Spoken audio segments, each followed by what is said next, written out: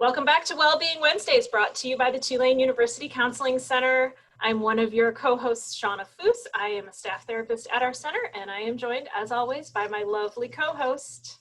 Hi, I'm Dr. Jinaki, Flint. I'm staff therapist here at the Counseling Center, and we are joined today by two wonderful young women. Would you please introduce yourselves? Of course. Yeah, my name is Dr. Kathrin Herzhoff. I'm also a staff therapist at the Counseling Center. Hi, everyone. My name is Tysha Vulcain-Murrell, and I'm an admission counselor here at Tulane University. Awesome. Welcome. Thank you guys so much for joining us. Tysha, why don't you tell us a little bit about what you would like to talk with us about today? Absolutely. And so I know Kat and I both recently transitioned to New Orleans and to Tulane University. And so we thought it would be helpful to just talk a little bit about what that transition has been like for us. We know that a lot of students are transitioning to Tulane, whether it's during a pandemic or in a traditional year. And so we kind of just wanted to share what our journey has been like, things that have been tricky, difficult, but also the ways in which we're finding and spreading joy and maintaining our happiness and mental health. And so we're really excited to be a part of Wellness Wednesday this week and share a little bit about our journey with you all. Awesome. Thank you. So why don't you each tell us what brought you to Tulane and to New Orleans? Yeah, so I guess I can get started. So I moved to New Orleans in August of last year. And what brought me here is my first job. So I finished my training in Boston. That's where I most recently, before New Orleans, lived. And I had kind of brought my husband to Boston, and it was kind of his turn to decide where the journey would take us next. And he's always wanted to live in New Orleans. His father had lived here before, like many, many decades before, actually. So that was one of the reasons why we looked at New Orleans. And then a job was available at Tulane in the Counseling Center. And actually my supervisor in Boston knew Donna and knew the Counseling Center and had really, really positive things to say about it. So that's kind of how I, interviewed here and then had a really positive interview experience and ultimately accepted my first job. Awesome. What about you, Tysha? Similar to Kat, I was also in a job search. I had just finished my master's program back in New York. I'm from New York originally. And I was in a job search during a pandemic, which can be really difficult and really stressful. And I decided that I wanted to step outside of my comfort zone and try to live somewhere that wasn't New York City for a long period of time. And so I was really kind of particular about where I would live. I think New York is the best place in the world. And so I really wanted to be in a city that was also vibrant and full of, culture and things that I could be a part of. And I think Tulane's institutional values and their mission really aligned with mine. And so timing wise, it really worked out. And I was able to start here as an admission counselor in August. So that's ultimately what brought me to NOLA. So awesome to have you both here, and just fascinating to hear that you both started right in the middle, really, of that pandemic, that first year of the pandemic. What a crazy time to try to make that transition. I can't imagine. Yeah, and so I think we were, Tysha and I have talked about this, like there were things we were really excited about and things we're definitely also worried about. It's like one thing I was really excited about is exploring a new city, which I think, Shawna, as you're saying, like doing this in the middle of a pandemic has been an interesting experience. I'm definitely excited to experience New Orleans post-pandemic. Also, I feel like that will be another transition, and I think we're maybe in the middle of that. And I'm originally from an area in Germany that is very known for its carnival. So one thing I was particularly excited about is moving to a place where those traditions, like different from the German traditions, but kind of those rituals and things like that would be part of it again. But then I also know that I've moved a few times throughout my training, really, my education. And I know I've always missed friends whenever I moved. So that was something I was particularly worried about, especially because of the pandemic. and kind of restrictions around, meeting people, like physically meeting people. So I wasn't quite sure what that would look like in terms of like joining a new, workplace and then meeting my new colleagues. How would I meet them and how would I kind of build connections? So that was a bigger worry of mine. Yeah, how to rebuild those social connections in a new place when we're all restricted socially. Absolutely. Go ahead, Tysha. Yeah, I think I had so many things I was worried about, honestly. Like the list feels never ending. I mean, where am I going to live? I'm moving for this job. What if it isn't the job that I think it is? I'm really excited about this institution. I hope it's the right fit for me. But also like my family, friends, my loved ones, they're all in New York, miles and miles and miles away. So what does it mean for me to have a support system in New Orleans? What does it mean to be able to find people that I can just go out to get ice cream with, or do even those little things that I think we often take for granted when our support system is around us? And then when you add that added layer of the pandemic, literally, where am I going to make friends when we're supposed to be social distancing and wearing masks and maintaining our safety and health as our priority? And so the pandemic definitely added some additional worries and stressors. But, I'm here, I'm doing great. It's working out. So those worries thankfully didn't stop me from making this move and doing this thing that's really gonna start my career, my ultimate trajectory. You mentioned the ability to find some joys in it too. Mm-hmm. So where did you find that? Where did you find your joy? Oh, absolutely. It was hard at times to remind myself of what joy could look like when my support isn't here with me. And so I think this past few months has really taught me how to value myself in my alone time even. Maybe it's, painting on a Friday evening because why not? And I enjoy to do that. Or baking a new thing, watching that movie that I really want to watch, even though I can't watch it with my best friend. But then even, making new friendships and being willing to connect with people. And I'm sure me and Kat will talk a little bit about this later. But finding your support in your community, I think, is also really important, and being willing to put yourself out there.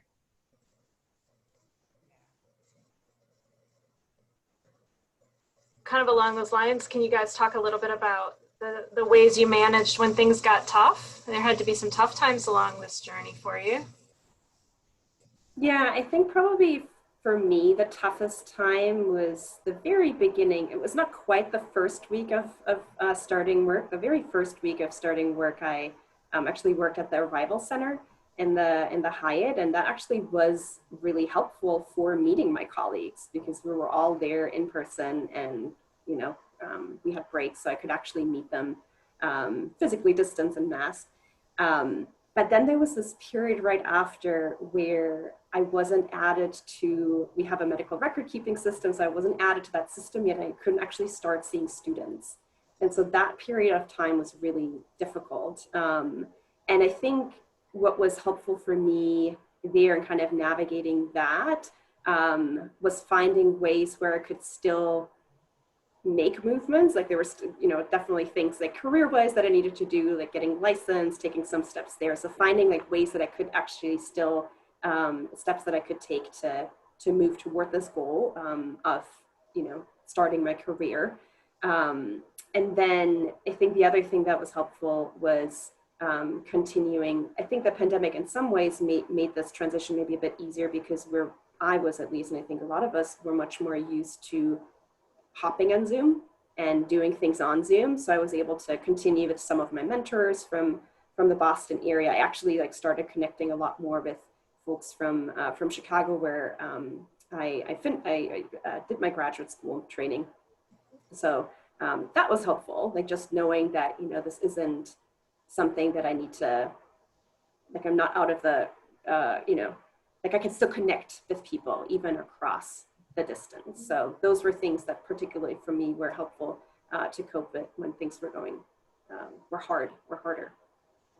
Yeah, this virtual world that I think we've all been quickly thrusted into, just took over so much of our work-life balance, and the way we've been navigating interacting with others was actually really helpful. So, me and my mom will jump on Zoom and cook, or just chat and catch up, or having virtual movie nights where we can literally play the same things and still chat and converse and giggle the ways in which we would if we were in person. Those pieces were extremely helpful, and still feeling connected to the people that I care the most about. But also like going on adventures by myself. I remember I went to Audubon Zoo. I had so much fun. I was going to ask if you had gotten a chance to actually see the city and to look around. And what do you think about that? I mean, the places that you've been, or if you've been to any places around the city outside of the zoo and other places, what's the vibe you get about the city and your place in it? So I see so much potential in me enjoying New Orleans, because I enjoyed the zoo. I went to and saw the sculpture garden. I did a swamp tour, and these little things throughout, the past few months here, that I feel like it's showing me what New Orleans can be and will be. I'm very fortunate. My neighbors, they're in a band, and every month or so, they actually play live music in front of their house. And I live literally like 2 houses down. And so I can just go outside and be with my neighbors, socially distance, and listen to live music. I wasn't getting that in New York. Let's be completely honest. Like, it wasn't happening. And so, while I haven't been able to see, New Orleans in all of her glory and experience Mardi Gras in the traditional way, I mean, even seeing the house floats, like, I feel like New Orleans has been showing itself in different ways, but still so that I can start to feel a part of the community and like I'm getting acclimated, which has been great. That's typical of New Orleans. She will show herself. Yeah, the spirit will come through regardless of whatever else is happening. Absolutely.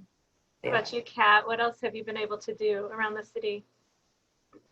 So I've always, like, running has been part of something that I do, something that's really important for my own mental health. So just like running by the river has been lovely.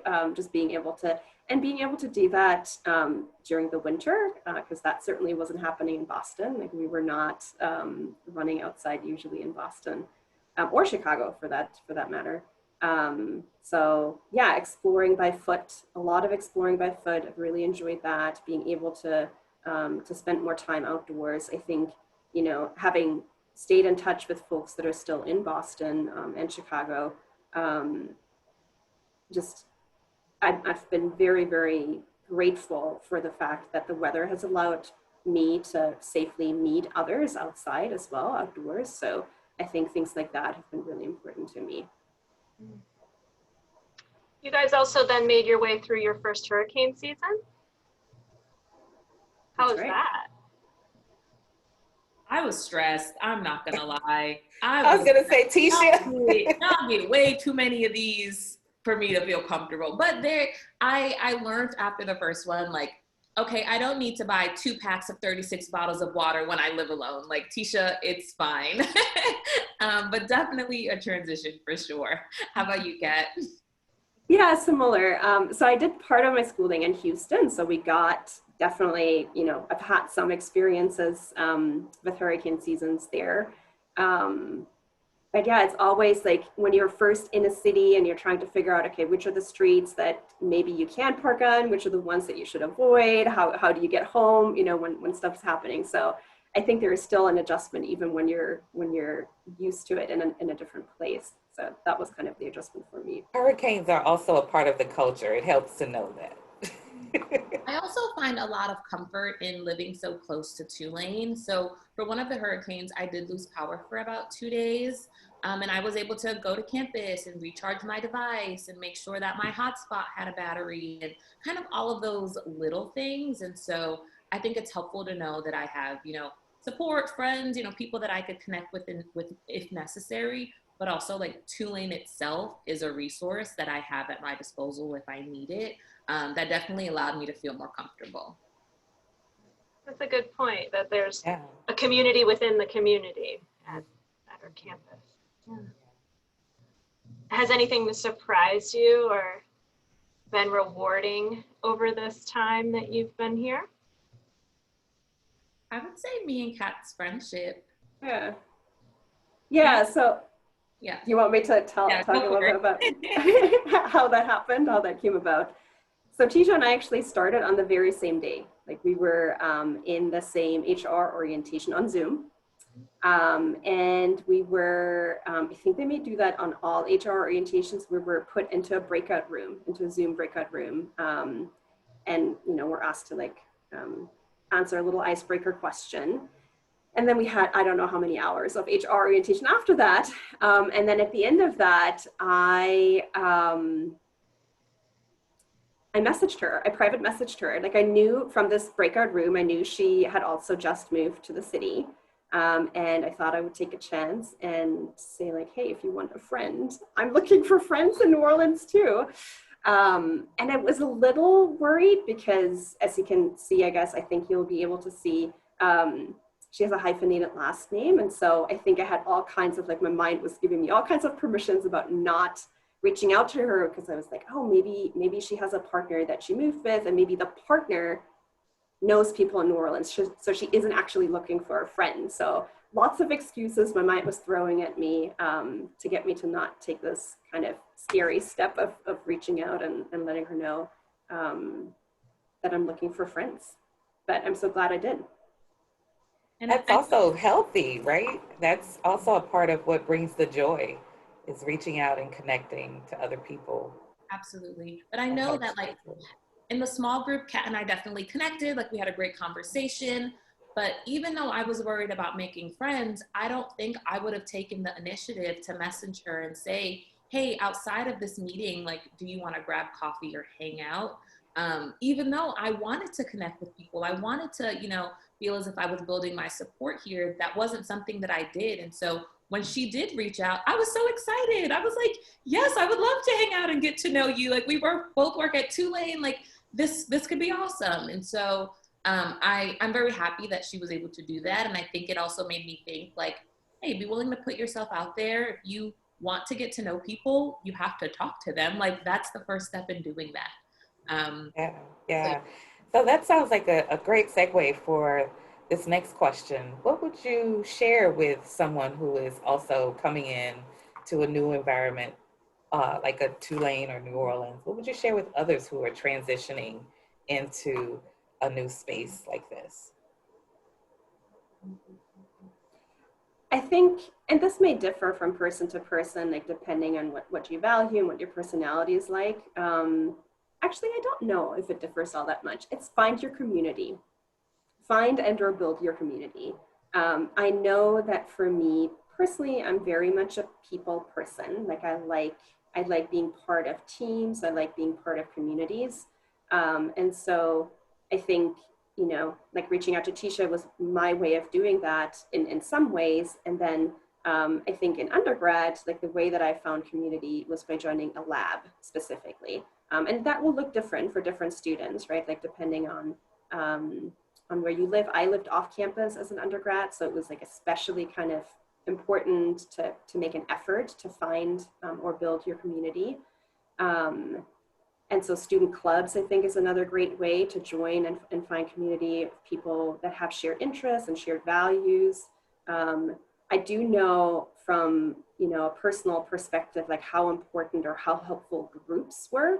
So as part of my training on internship, we had a support group, an intern support group, and that is how I found my community, you know, and that was a space where we could all kind of get together every week and just share like what's been hard and maybe what's been joyful. But so having, you know, finding ways, and in my humble opinion, our counseling center groups are a really great way of doing that as well. And we have one specifically for new students. So I think that would be my piece of advice maybe. Yeah, I think if I was to give advice to an incoming first year student or someone just still figuring out, you know, living in a new place, it's that you're not alone in feeling worried or feeling stressed and trying to figure it out. I mean, Kat and I are both like grown adults, and transitions are hard. So be kind to yourself. Know that some days may not feel as positive or exciting as you expect it to be, and that's also okay.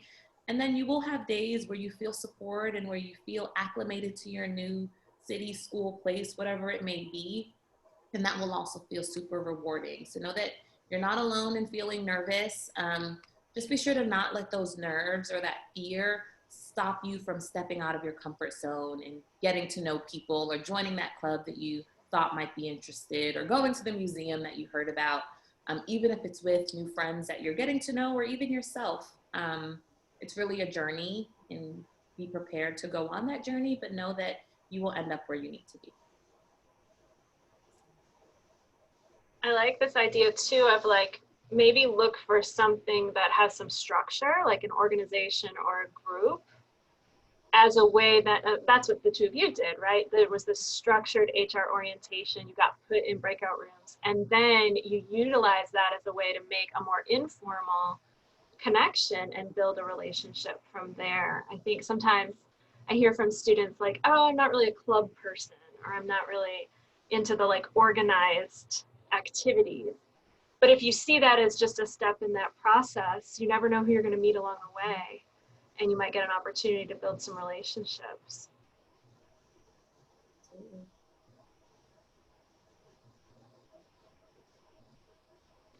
For either of you guys, was this the first time you had made a big move like this? Kat, you shared a little bit that you've had some big moves in your life.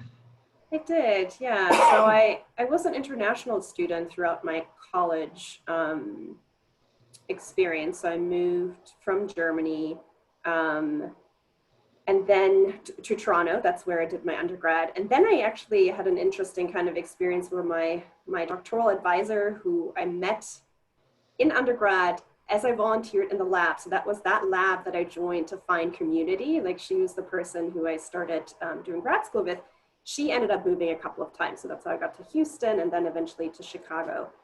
So I'd had a few experiences with transitions, and I knew from those experiences that the loss of friends or the loss of support groups, that would hit me really hard. Like, that would be the hardest thing kind of going into this.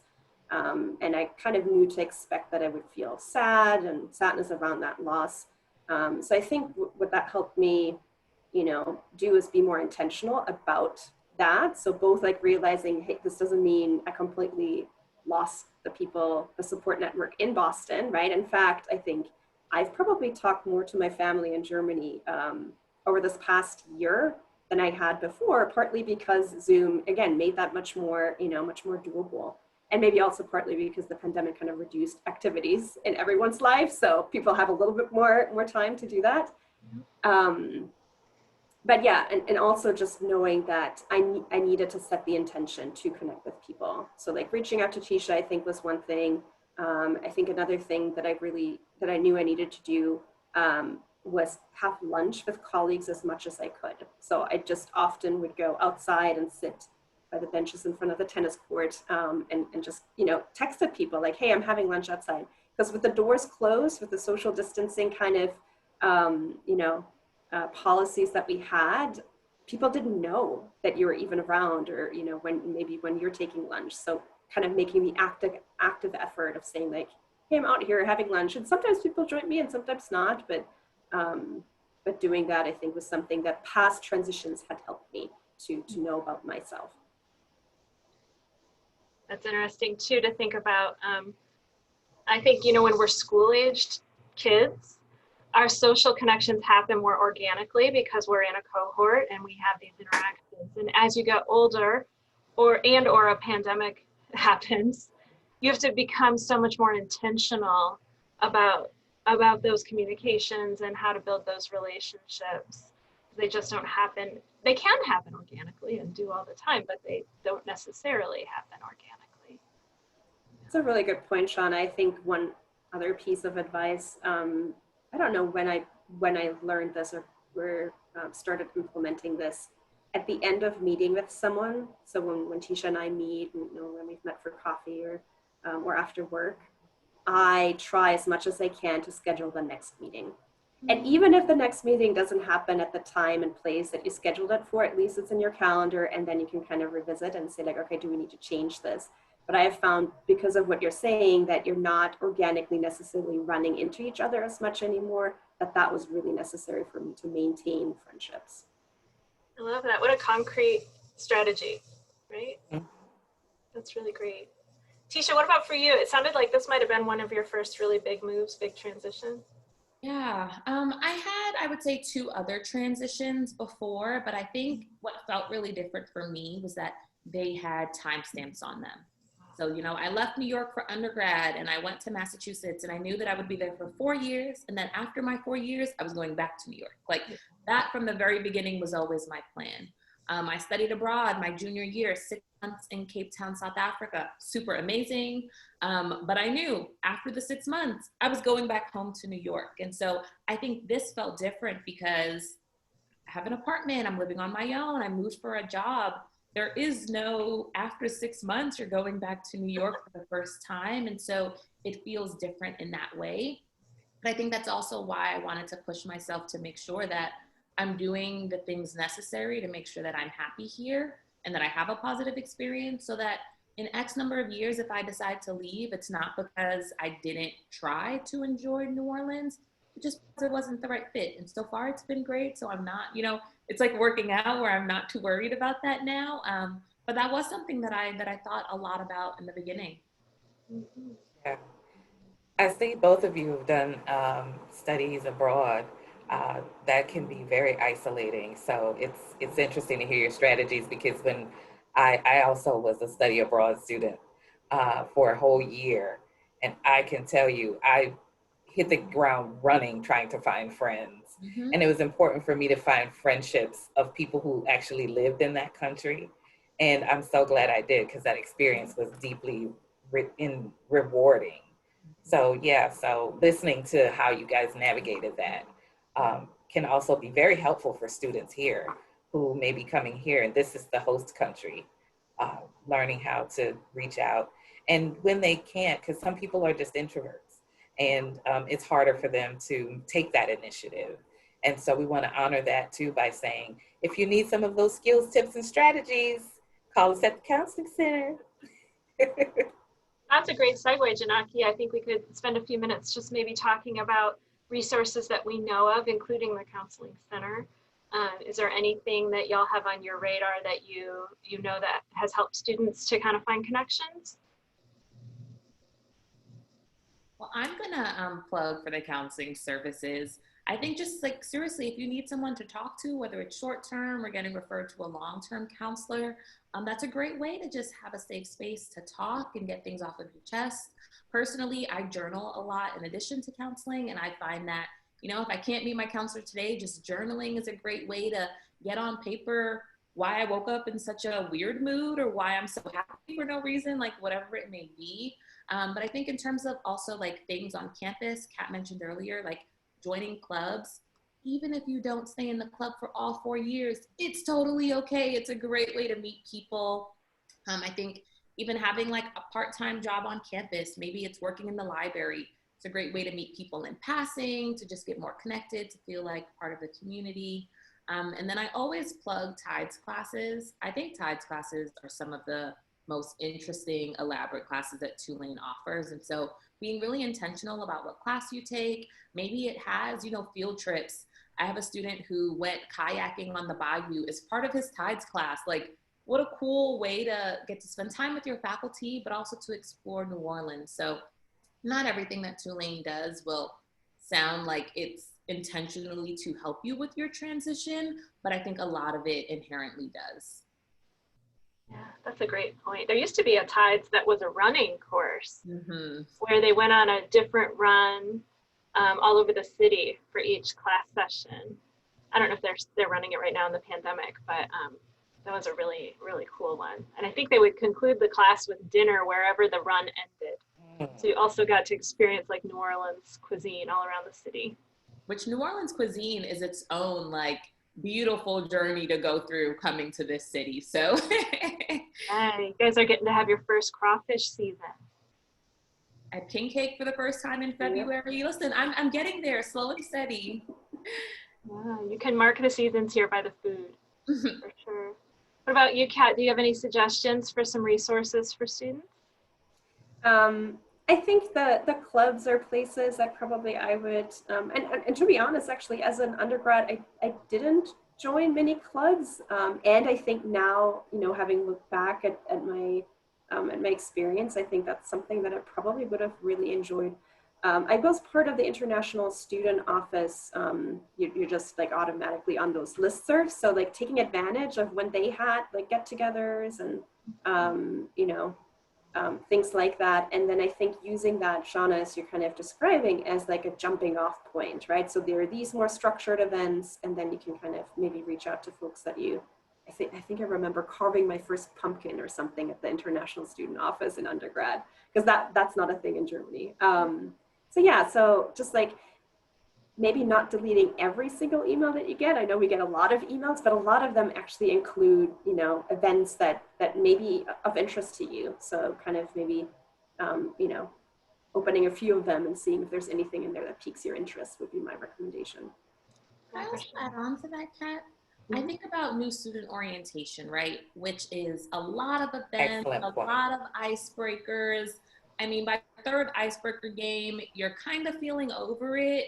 But seriously, I know students who have met their best friend from trying to find someone with a similar birthday on Tulane's football stadium as all of the first year students are screaming and scrambling. And like, we know that it's kind of quirky, but there is a method behind the madness, and it can really be a great way to get to know your fellow classmates and just put yourself out there. That's a good point. Those new student orientations are often seen as somewhat of a drag, but they can be an excellent opportunity as well for connection. Do either of you have any resources that you think Kat and I missed that could be helpful to students transitioning? Yeah, I always recommend that students follow Tulane After Dark, the LBC, and the Riley Center on social media. That's where I learn about all sorts of cool things that are happening on or off campus. Like the Riley Center runs these excursion trips on the weekends. They go kayaking, they go rock climbing. Cycling. Yeah, so I think those are really cool opportunities in general, and then another way to get connected with other people who might be interested in that same activity, right? There's already some common ground there. So those are some of the resources I often recommend. Yeah, they're all over campus. The Carolyn Barbara Pierre Center for Intercultural Life for students of color who are coming in. They have all sorts of activities. They have Wednesdays at the O where they feed everyone.